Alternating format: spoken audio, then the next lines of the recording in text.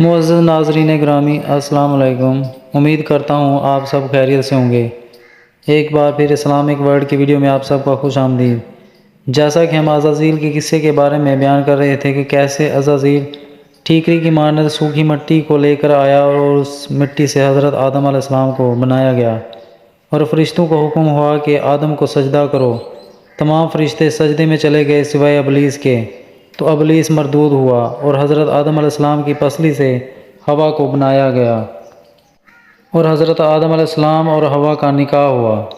حضرت آدم علیہ السلام نے اپنے نکاح کے موقع پر یہ تسبیح پڑھی: میں تسبیح پڑھتا ہوں اور حمد کرتا ہوں واسطے اللہ تعالیٰ کے، اور نہیں ہے کوئی معبود سوائے اللہ تعالیٰ کے، اور اللہ تعالیٰ بہت بڑا ہے، اور نہیں ہے توانائی اور قدرت کسی کو سوائے اللہ تعالیٰ کے جو بڑا بزرگ ہے۔ اور جب اللہ جل شانہ کو خطبہ نکاح خوانی آدم سے فراغت ہوئی تو فرشتے سب خوشیاں منانے لگے اور مبارکبادیاں دینے لگے اور زر و جواہر نثار کیے۔ اللہ تعالیٰ نے حضرت آدم علیہ السلام کو فرمایا: اے آدم، تو جنت میں جا اور بیوی تیری بھی، اور کھاؤ اس میں با فراغت ہو کر جہاں سے چاہو، مگر ایک درخت کے نزدیک مت جانا، اور نہ پھر تم بے انصاف ہوگے۔ اس کا مطلب یہ ہے کہ اللہ تعالیٰ نے حضرت آدم علیہ السلام اور حوا کو جنت میں بھیجا، اور اللہ تعالیٰ نے حضرت آدم علیہ السلام کو ایک درخت کے نزدیک جانے سے سختی سے منع کیا تھا۔ مروی ہے کہ اس درخت کی جڑ چاندی کی اور ڈالیاں سونے کی اور پتیاں زبرجد سبز کی تھیں۔ آدم علیہ السلام نے جب اس درخت کی طرف نظر کی، نہایت خوش و وضو اور خوبصورت دیکھا اور کہا: سبحان اللہ، کیا خوبصورت درخت ہے۔ حق تعالیٰ نے ارشاد فرمایا کہ اس کو میں نے تجھ پر بخشا ہے، مگر اس سے میوہ مت کھانا۔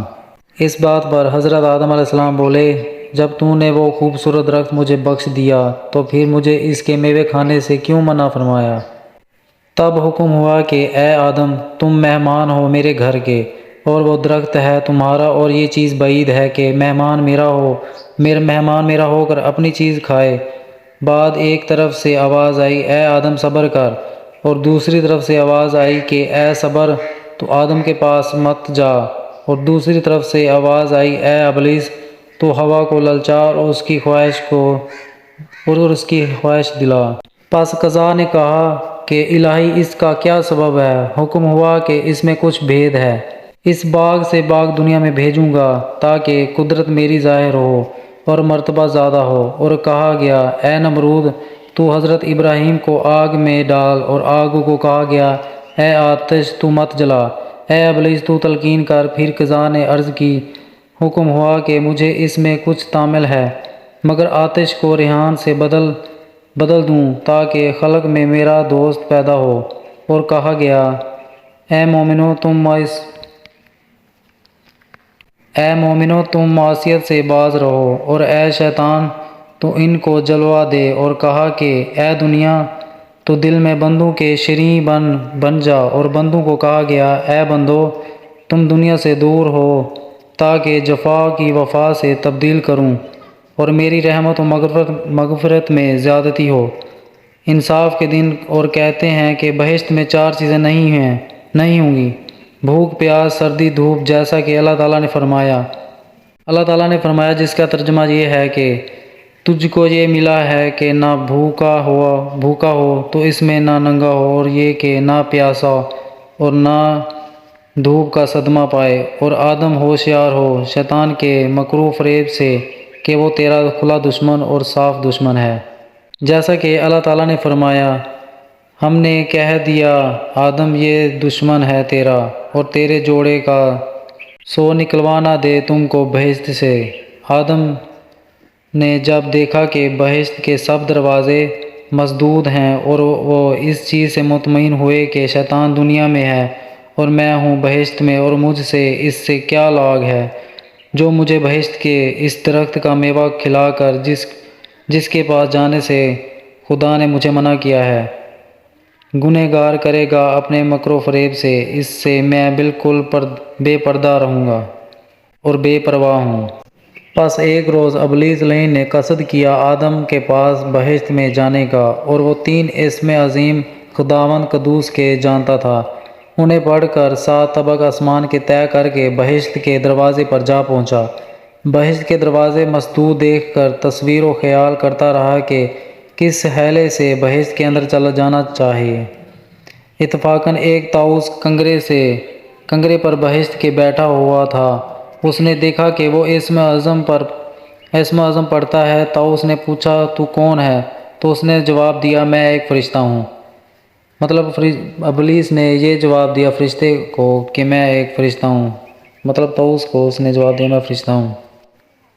فرشتوں میں خدا تعالیٰ کے طاؤس بولا، تم یہاں کیوں بیٹھے ہو؟ شیطان نے کہا کہ لا نظر لا جنت، یعنی میں بہشت کو دیکھنا چاہتا ہوں اور اندر جانا چاہتا ہوں۔ طاؤس نے کہا، مجھے خدا کا حکم نہیں کہ کسی کو جنت میں لے جاؤں جب تک آدم علیہ السلام بہشت میں ہیں۔ شیطان بولا، تو مجھے بہشت میں لے جا تو اس کے صلہ میں تجھے ایک ایسی دعا سکھاؤں گا کہ جو شخص اس دعا کو پڑھے گا اور اس پر عمل کرے تو اس کو 3 چیزیں حاصل ہوں گی۔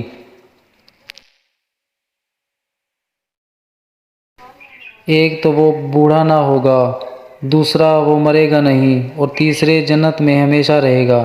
ابلیس نے اس دعا کی لالچ دی اور دعا پڑھ کر کنگرے سے بہشت کے دروازے پر دونوں آئے اور طاؤس نے یہ ماجرا سانپ کو سنا دیا۔ اس بات کو سنتے ہی خوف سے دروازے بہشت کے بند کر کے اپنے سر کو باہر نکال کر ان سے پوچھنے لگا، تو کون ہے اور کہاں سے آیا ہے جو یہاں بیٹھا اسم اعظم پڑھتا ہے؟ وہ بولا، میں ایک فرشتہ ہوں۔ فرشتوں میں سے حق تعالیٰ کے سانپ نے کہا، وہ دعا مجھے سکھا۔ شیطان نے کہا، بشرطیہ تو مجھے بہشت میں لے کر جائے گا۔ سانپ بولا، مجھے خدا کا حکم نہیں کہ کسی کو بہشت میں لے جاؤں جب تک کہ حضرت آدم علیہ السلام بہشت میں ہیں۔ ابلیس نے کہا، میں قدم اپنا بہشت میں نہ رکھوں گا، تیرے منہ کے اندر رہوں گا، اس سے باہر نہ نکلوں گا۔ ابلیس نے سانپ سے کہا کہ میں قدم اپنا بہشت میں نہ رکھوں گا، تیرے منہ کے اندر رہوں گا اور اس سے باہر نہ نکلوں گا۔ تب سانپ نے اپنے منہ کو پھیلا دیا۔ ابلیس نے اس کے منہ کے اندر جا گھسا، تب اس کو بہشت میں لے گیا اور دروازے بہشت کے بند کر دیے۔ بعد شیطان نے کہا، مجھ کو اس درخت کے پاس لے جا کہ جس کے کھانے سے اللہ تعالیٰ نے حضرت آدم علیہ السلام کو منع فرمایا ہے۔ جب ابلیس کو وہ سانپ لے کر اس درخت کے پاس پہنچا، تب وہ ملعون اپنے مکر و فریب سے سانپ کے منہ کے اندر رونے لگا۔ جو شخص کہ پہلے نفاق سے زیادہ شیطان لعین تھا، اور اس کی آواز سن کر بہشت کی حوریں اور غلامان سب کے سب مجتمع ہوئے اور کہنے لگے، ہم نے سب یہ آواز سانپ کے منہ سے کبھی نہیں سنی تھی۔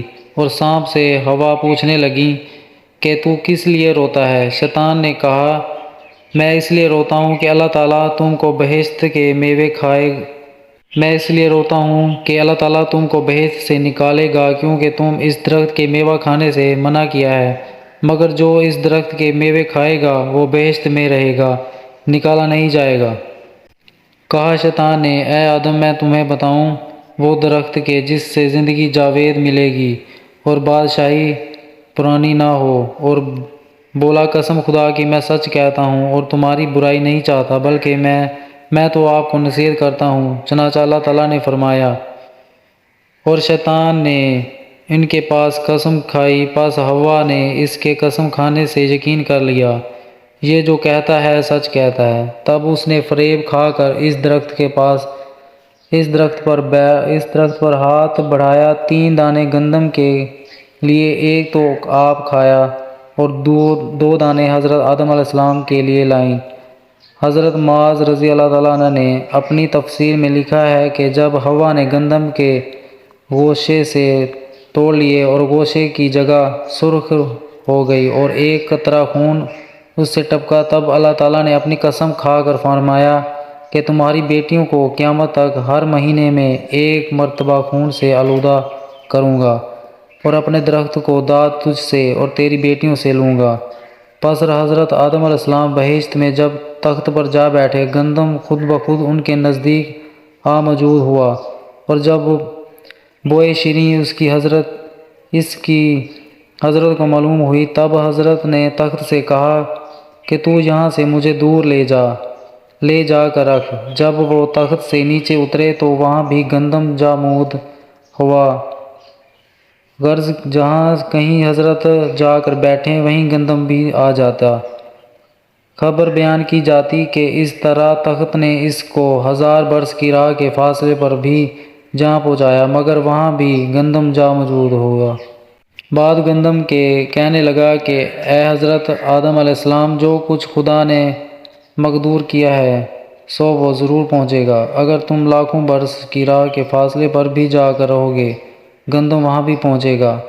حاصل کلام یہ ہے کہ حضرت حوا حضرت آدم علیہ السلام کے لیے 2 دانے گندم کے لیے لے گئیں۔ وہ بولے یہ کیا چیز ہے؟ حوا نے کہا یہ پھل اس درخت کا ہے جس درخت کے پھل کھانے سے ہمیں خدا نے منع فرمایا تھا۔ اس میں سے میں نے 1 دانہ کھایا ہے اور 2 دانے آپ کے واسطے لائی ہوں۔ حضرت آدم علیہ السلام نے کہا کہ اس میں کیا لذت ہے؟ وہ بولیں کہ حلاوت و شیریں ہے۔ حضرت آدم علیہ السلام نے فرمایا نہیں کھاؤں گا، میرا اللہ تعالیٰ سے عہد ہے کہ اس درخت کے میوے سے میوے نہ کھانا، اور نہ حق تعالیٰ نے فرمایا ہے۔ اور حق تعالیٰ نے فرمایا اور ہم نے یہ عہد کر دیا تھا حضرت آدم علیہ السلام کو اس سے پہلے، پھر بھول گیا اور نہ پائی ہم اس میں کچھ ہمت۔ حوا جب مایوس ہوئی حضرت آدم علیہ السلام کو دانہ کھلانے سے پہلے 1 پیالہ شراب بہشت سے لا کر پلا دیا، تب وہ بے ہوش ہو کر ان سے 2 دانے گندم کے لے کر کھا گئے اور عہد شکنی کی۔ ہنوز دانے ابھی حلق کے نیچے اترے تھے کہ تاج ان کے سر سے اتر گیا اور تخت سے بھی نیچے گر گئے اور دونوں ننگے ہو گئے، جیسا کہ اللہ تعالیٰ نے فرمایا۔ پھر چکھے درخت سے دونوں نے میوے اور ظاہر ہوئیں شرمگاہیں ان کی، اور بہشت کے پتے جوڑنے لگے۔ جس درخت کے پاس کے پتے کے لیے جاتے وہ درخت پتے نہ دیتا۔ جب درخت انجیر کے پاس دونوں گئے تو اس درخت نے سر جھکا دیا اور کہا تم مجھ سے پتے ضرورت کے مطابق لے لو اور ان پتوں سے اپنے ستر کی پردہ پوشی کر لو۔ چنانچہ دونوں نے اس درخت سے پتے لے کر اپنے ستر پوشی کر لی۔ بعد جناب باری سے آواز آئی اے انجیر کے درخت، تو نے ان کے ساتھ سلوک کیا، میں نے تجھ سے خرابی و خستگی دور کر کے یہ لذت عطا کی۔ اگر تجھ کو کوئی 70 دفعہ بھی چاہے تو وہ نئی ذلت تجھ سے اٹھائے گی۔ اسی طرح درخت عود کو بھی خطاب ہوا کہ اے درخت عود، سب کے نزدیک میں نے تجھے عزیز کیا، آگ پر دھر تجھ سے خوشبو لوئیں گے۔